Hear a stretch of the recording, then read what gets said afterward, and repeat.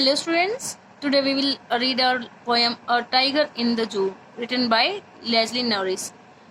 In this poem we will read about the difference between two tigers. One is in jungle and one is locked in a cage. So the basic idea of this poem is that like humans, animals also need freedom.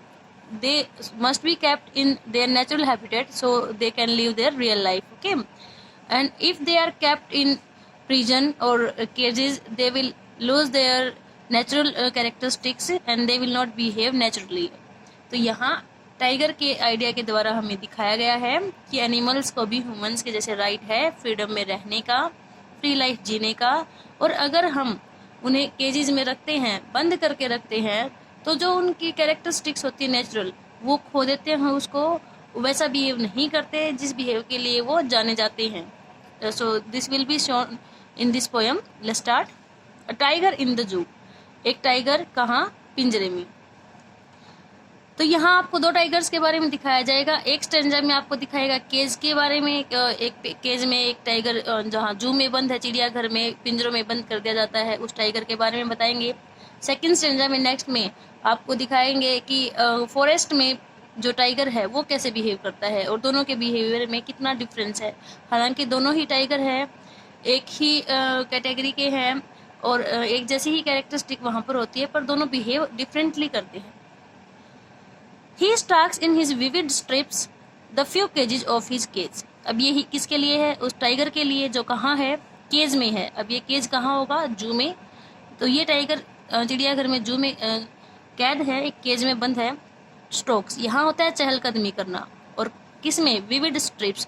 यहाँ vivid का मतलब होता है clear, जो clearly seen है. Strips धारियाँ, जैसे कि हमें पता है कि टाइगर की बॉडी पर ब्लैक स्ट्रिप्स होती हैं, तो उन धारियों में कुछ ही कदम चल पाता है पिंजरे के. अब पूरी वहाँ पर डिस्टेंस नहीं है, तो वो जो पिंजरा जितना लंबा है, चौड़ा है, उतने ही दूरी पर वो अपने कुछ कदम चल पाएगा. On pads of velvet quite in his quiet रेग. और कैसे चलेगा? पैड, उसके जो पंजे हैं कैसे हैं? मखमली, वेलवेट के हैं बिल्कुल. और कैसे चलेगा? वो शांत चलेगा. और अगेन उसका जो गुस्सा है वो शांत गुस्से में चलता है. देखो दो अपोजिट वर्ड, शांत भी है और गुस्से में भी है. तो यहाँ जब दो अपोजिट वर्ड एक साथ में आते हैं तो हम क्या कहते हैं? ऑक्सीमोरन कहते हैं वहाँ पर. तो यहाँ पर दिखाया गया है कि एक टाइगर जिसे पिंजरे में बंद कर दिया गया है वो कैसे बिहेव कर रहा है. कुछ ही कदम चल पाता है और वहाँ उसके दिखाए गए कि उसके जो पंजे हैं वो बिल्कुल मखमली होते हैं, सॉफ्ट होते हैं, उन पंजों पर चलता है. गुस्से में भी होता है और शांत भी होता है. अब गुस्से में है बट शांत कैसे है? क्योंकि जब उसको आदत हो चुकी है कि वहाँ पर दहाड़ने का या कुछ शो करने का कोई फायदा नहीं है, तो वो हैबिचुअल हो चुका है शांत रहने का.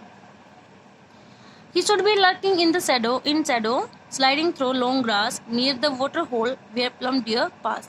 अब नेक्स्ट ये कहाँ है? ये ही वो टाइगर है जो फॉरेस्ट में है. अब ये फॉरेस्ट में कैसे क्या करेगा? Lurking in Shadow. शैडो मतलब परछाई में. और स्लाइड करेगा, फिसलेगा कहाँ से? लंबी लंबी घास से. ये क्या कर रहा है? दाव लगाकर बैठा है. लर्किंग, यहाँ लर्किंग का मतलब झलकना, छुप कर बैठना और दाव लगाकर बैठना, ये मीनिंग यहाँ पर शो किए गए हैं. कहाँ दाव लगाकर बैठा है? परछाई में, छाया में दाव लगाकर बैठा है. और कहाँ? वहाँ से लंबी लंबी घास में. और वहाँ धीरे धीरे फिसल रहा है. कहाँ पर? नियर द वाटर होल, जहाँ पर पानी का स्रोत है, जैसे पौंड हो सकता है या कोई झरना हो सकता है, वहाँ पर दाव लगाकर बैठा है. वेयर प्लम डियर पास, और उस वाटर होल के पास से प्लम जो हेल्दी मोटे ताजे डियर हिरन है वो वहाँ से गुजरते हैं. अब वहाँ से पानी पीने के लिए वहाँ से क्रॉस करते हैं, तो वहाँ वो दाव लगाकर बैठा है ताकि ये हिरन है वो वहाँ पर आए और इनका शिकार करे.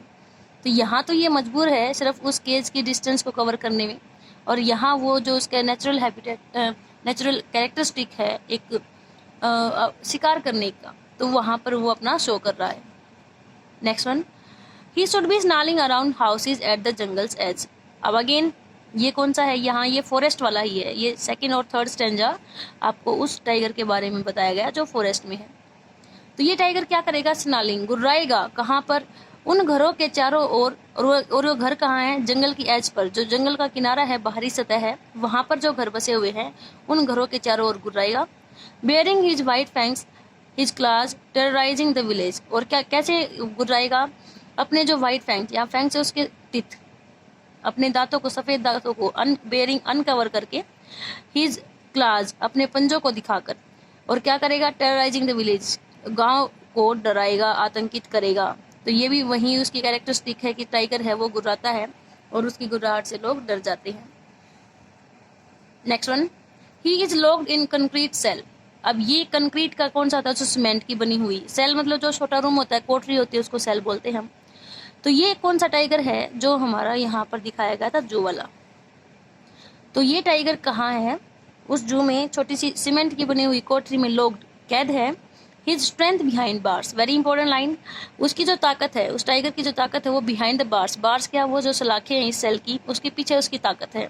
क्योंकि टाइगर है तो उतना ही स्ट्रॉन्ग ना, बट वो कुछ कर नहीं सकता, तो वो पीछे ही है, बार्स के पीछे वो कैद है, तो उसकी स्ट्रेंथ पीछे ही रह गई है।